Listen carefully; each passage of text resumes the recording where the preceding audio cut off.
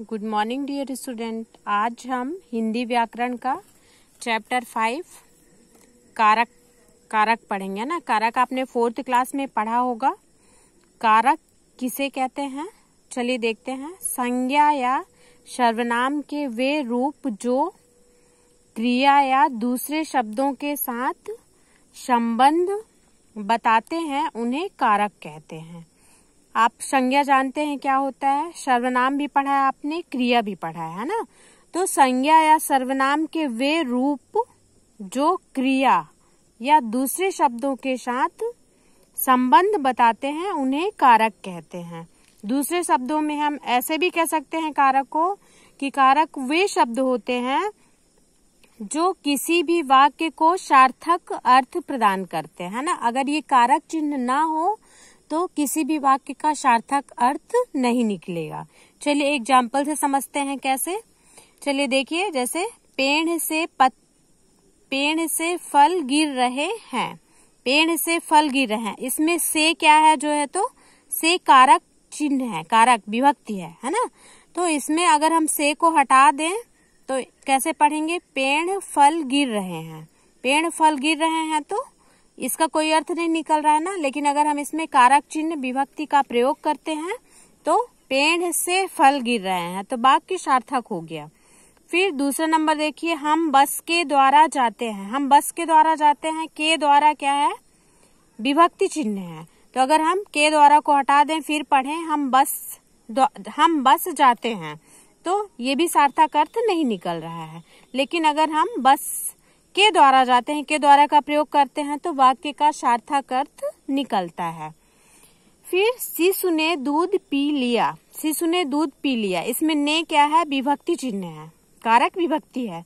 तो अगर हम ने को हटा दें तो शिशु दूध पी लिया है तो कोई अर्थ नहीं निकलेगा सार्थक अर्थ। इसलिए विभक्ति, ये जो कारक विभक्ति चिन्ह होते हैं तो ये वाक्य को सार्थक रूप प्रदान करते हैं। ठीक है, तो आप साधारण भाषा में ऐसे भी समझ सकते हैं कि ये कारक चिन्ह जो होते हैं, कारक विभक्ति चिन्ह होते हैं, तो ये किसी भी वाक्य को सार्थक अर्थ प्रदान करते हैं। चलिए अब हम देखते हैं इनके प्रकार कितने होते हैं।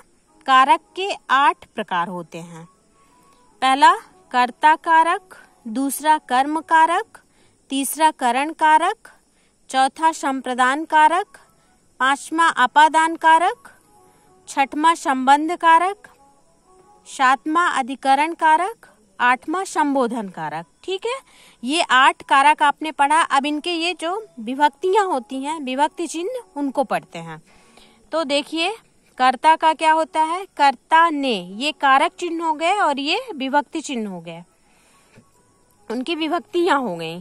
तो कर्ता ने कर्म को करण से के द्वारा, संप्रदान के लिए या को, अपादान से या पृथक अलग होना जहां पाया जाए, संबंध का के की, अधिकरण में पर, संबोधन हे अरे ओ। अब ये विभक्ति चिन्ह चलिए देखते हैं कैसे प्रयोग किया जाता है।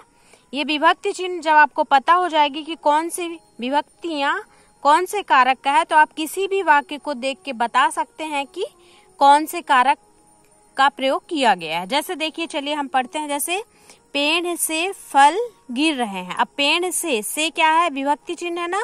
तो चलिए देखते हैं कौन सी विभक्ति चिन्ह है, से आपने पढ़ा ना, जहाँ पे इसका भी है, करण का भी से है और अपादान का भी से है। जहाँ पे अलग होना पाया जाए वहां पे होता है अपादान।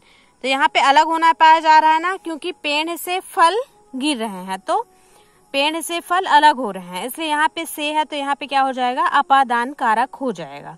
फिर सेकंड नंबर देखिए, हम बस के द्वारा जाते हैं। अब के द्वारा, आपने के द्वारा पढ़ा है ना। अब के द्वारा देखिए करण का है, के द्वारा, से भी होता है के द्वारा, तो के द्वारा में ये सेकंड में क्या हो गया, करण कारक हो गया है ना। अब थर्ड नंबर में देखिए, शिशु ने दूध पी लिया है। अब इसमें ने क्या है, विभक्ति है। अब ये देखिए कौन से कारक की विभक्ति चिन्ह है, तो कर्ता की है ना। तो इसमें क्या हो जाएगा, कर्ता कारक। ठीक है, तो आपको समझ में आ गया होगा। आपको ये कॉपी में नोट करना है और प्रॉपर तरीके से लर्न करना है। Okay, bye.